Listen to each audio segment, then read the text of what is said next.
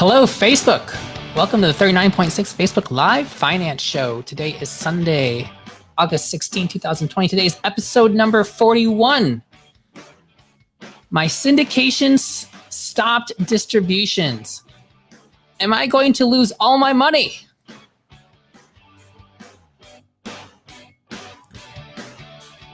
Thank you to everybody who's joined our Facebook group. We are up to 361 members. Please invite your friends.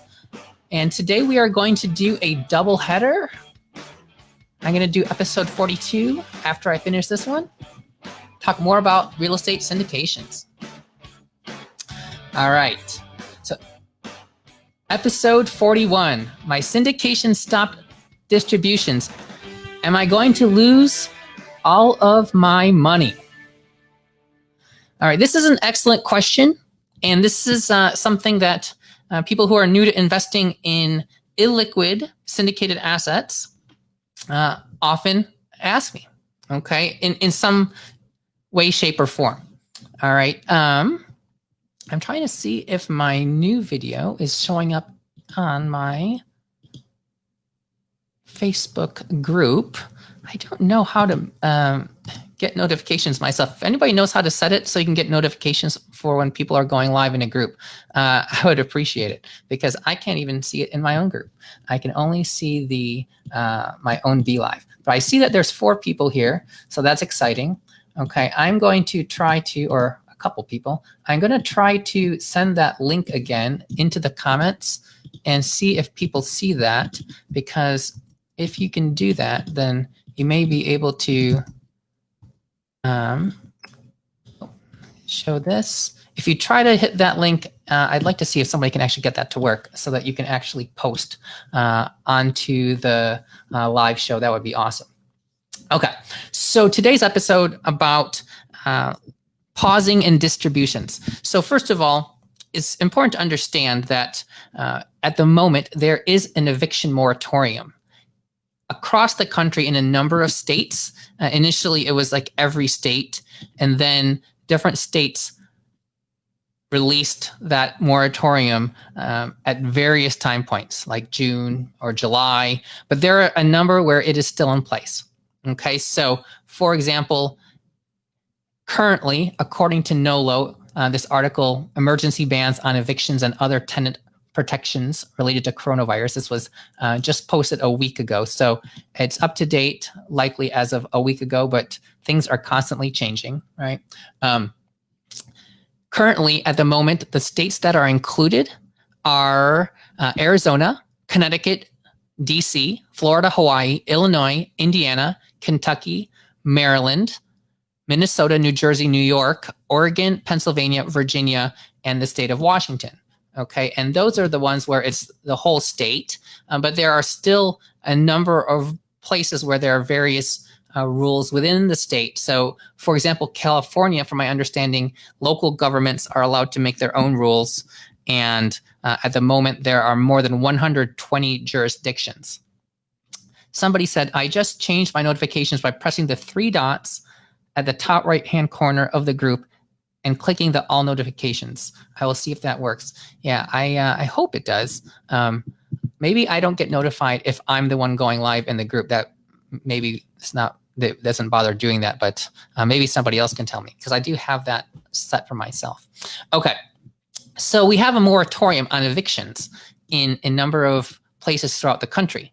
And so if you can't collect rent on people and they're not motivated to pay rent because they can't get evicted, then your cash flow into the business is going to decline. So, for example, if there are people who are already behind on rent and they were keeping up with things as best as they could, and often when people aren't paying their rent on the first, or they're not paying it by the first, the end of the first week or so, they're still often getting in rent by the end of the month because they don't want to lose the place they live.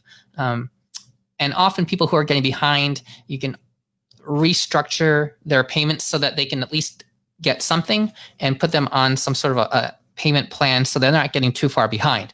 However, once somebody's behind by like, let's say a month, and then an eviction moratorium happens, they're like, well, that's so far away from, they're so far away from catching up, and they have so little motivation to actually catch up, that it's just not likely going to happen. So they might get stuck there for a long time until the moratorium is lifted. But in the meantime, they're just going to pocket cash, whatever they can, if they can save anything, and then move on to the next place.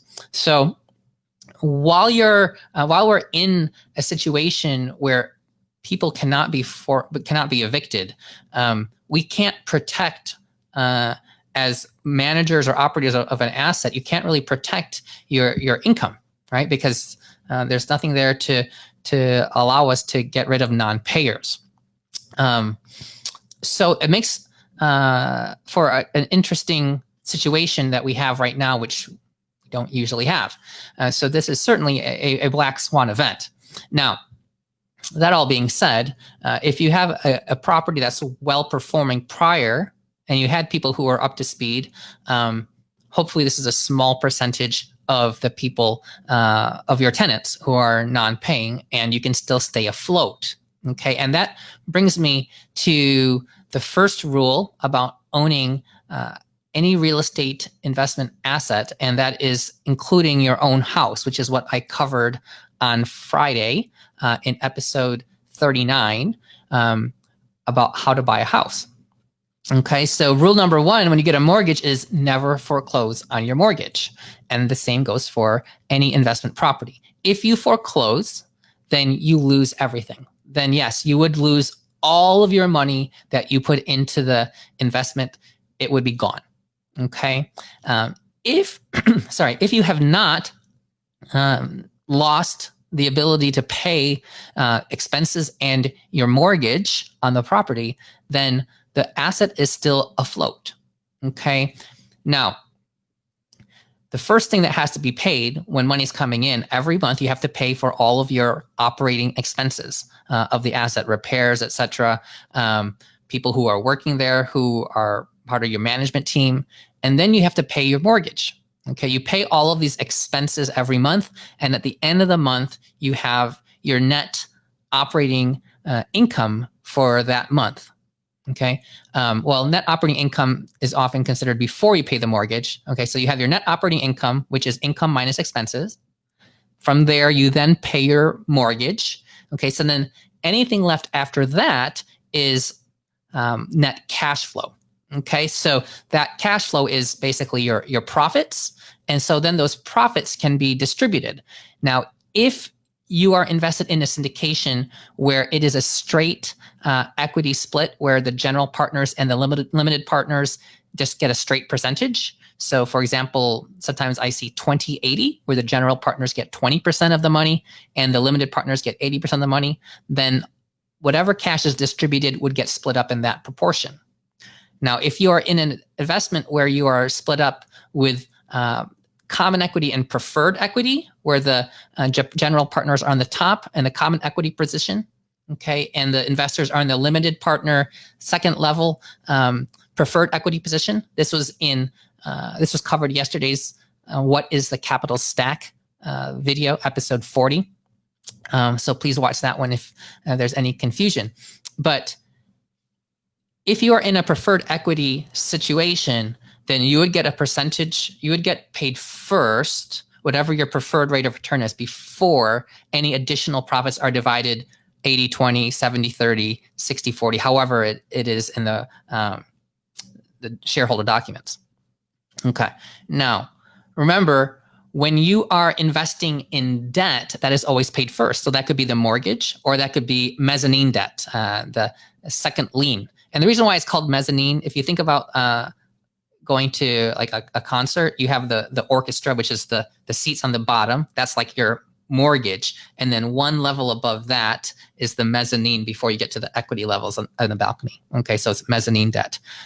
If you want to get paid every month or every quarter the same amount or whatever it's scheduled to be and not miss a payment, then you should be investing in assets where you can invest as a debt holder. Okay, sometimes there are syndicated debt deals where you can invest as a second lien debt position.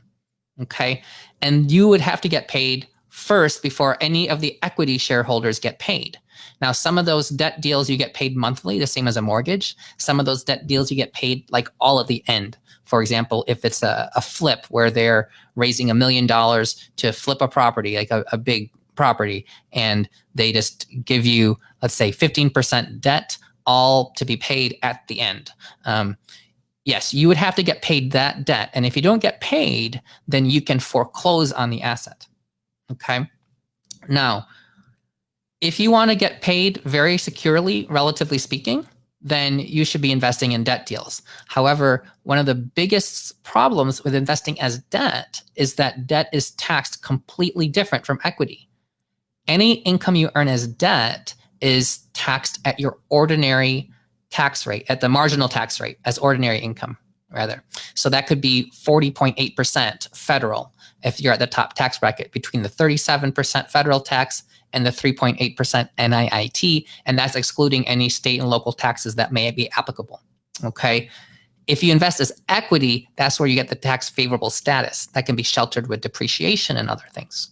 Okay. So it's very important to understand how you're investing and how that how your investment is secured and how it's also taxed. Now, so number one is never foreclose on a property. Then rule number two about managing a syndicated asset is to avoid a capital call, to manage your cash flow. Okay. So the business entity has bank accounts. Okay. Or let's just say one big bank account, and it has to have reserves, and it has to have all the, that's where, let's say the rent is all coming in and the expenses get paid out. If that bank account gets too thin, then your asset can become in trouble. You might not be able to make a mortgage payment. If you can't make a mortgage payment, the asset can get foreclosed and everything can be gone. Okay. And you have equity often in the asset. So you have to manage your cash flow. Now, one of the nicest things about investing in rental properties is that people are on leases. So you can project out what your income is going to be in subsequent months. Okay. If you had everybody start a lease on January 1st and you had them all sign 12-month leases, you could know every single month, assuming people don't not pay, you would know what your rent is for the next 12 months. Now, you wouldn't want to deal with turning over all your properties on the same day the following year, but just in theory, you know your entire income for the whole year. Okay, so that's great. But when people stop paying, then you have months where you have losses due to non-paying tenants. Then if you have an eviction moratorium, then that person is going to have multiple months potentially with no payment until you're allowed to evict them. And you might not be able to evict them like the next day. It's still a process. They could be there for still another month after you initiate the eviction process. This all depends on where you're at. And once moratoriums are released, there could be a huge buildup of the amount of evictions that are trying to be processed, that it could take a long time to actually get them out, just because the courts and the people who push all this paper around are going to be overwhelmed. Okay, so you have to manage your cash flow so that you don't run out of money in the bank account. Okay, so this is where pausing of distributions comes into play. Okay, if the bank account is too small, then you have to find more money. And this could be a capital call, which is when you ask the investors to put more money into the deal to get the bank account floating again. Or you could take another loan from somebody. They could loan money into the business to float you for a while. Okay, but you never want to look for outside sources of capital when you're managing an asset like this. You would rather keep the money that's already there in there and just hold on to it.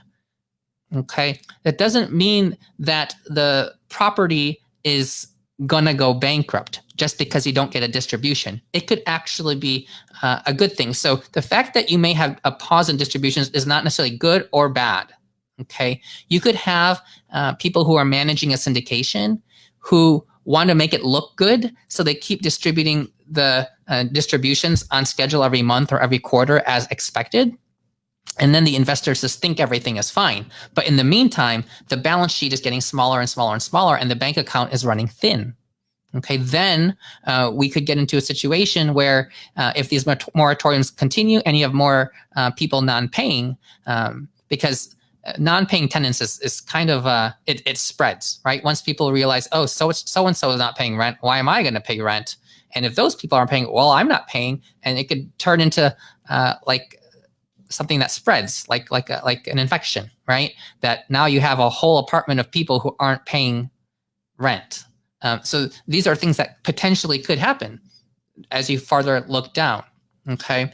So people who are paying distributions out could be doing so in a very prudent fashion where the money keeps coming in well and your bank accounts are quite flush, or it could be premature and they're doing it to look safe, but then they might get into a potential problem down the road. And there's other people who are managing an asset and are very concerned about future cash flows, and they may be super conservative and just holding extra cash in the bank account and letting the balance sheet look more plump in preparation for potentially worse months downstream. Okay. So it's important to not judge an investment just based on the distributions. Okay. The distributions are just how they're deciding to put money out. And COVID has only been like 6 months, right? What matters is overall, how does the asset perform over time? Okay. And just because you're not getting a distribution, it doesn't mean the money's not there. But maybe they just don't want the money to be taken out because we don't know what things are going to look like 3 months from now, 6 months from now.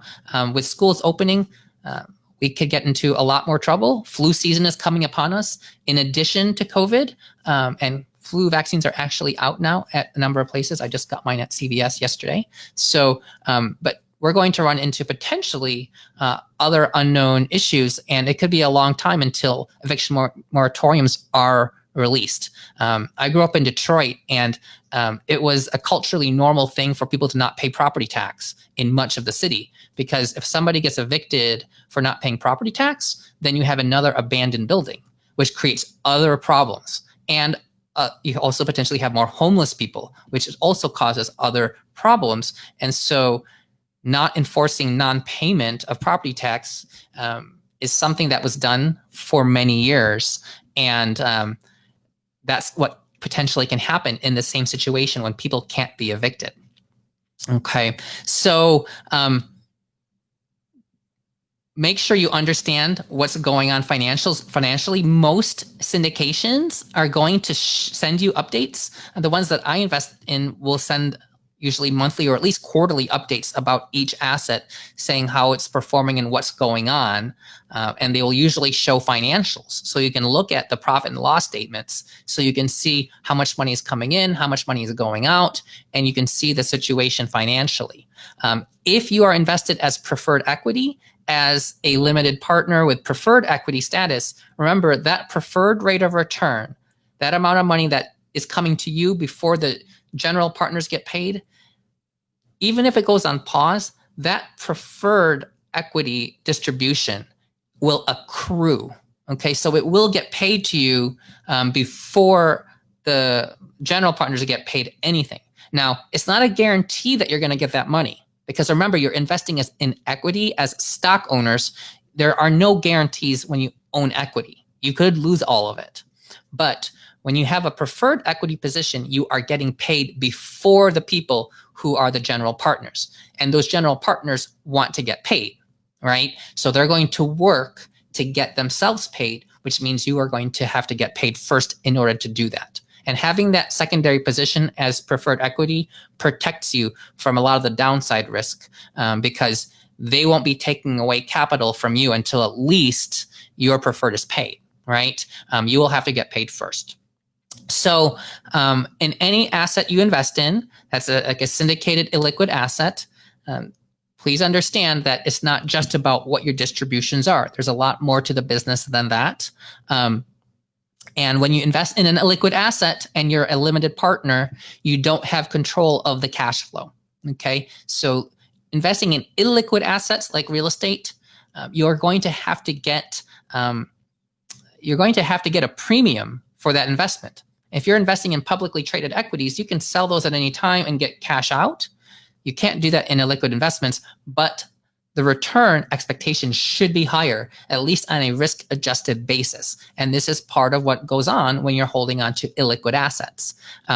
Even publicly traded assets, dividends do not stay the same every quarter and go up every quarter. There are quarters like quarter two where they get decreased, and in some situations quite substantially, because when there's less cash flow in, there's less cash flow to distribute on the back end to the people who own the asset, who are the investors.